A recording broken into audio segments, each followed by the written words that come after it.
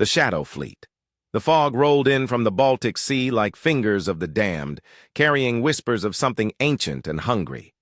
Captain Eric Larson squinted through the bridge windows of his patrol vessel, watching shapes materialize in the mist.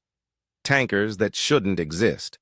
Flying flags of convenience but bearing the stench of something far more sinister.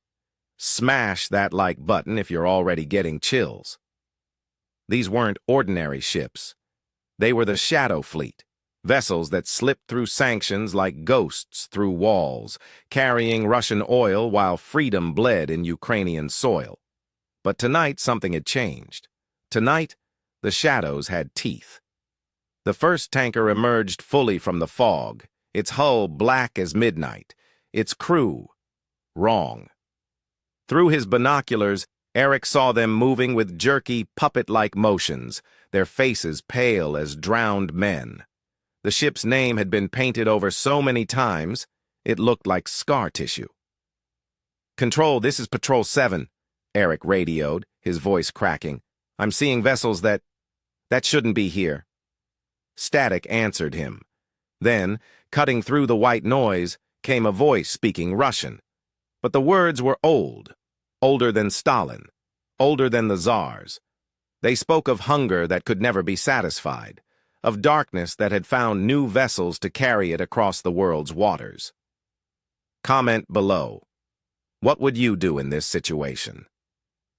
The Shadow Fleet began to turn toward him, moving in perfect synchronization. Eric realized with growing horror that they weren't just evading sanctions. They were spreading something.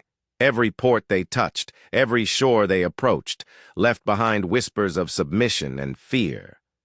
But from the east came another sound.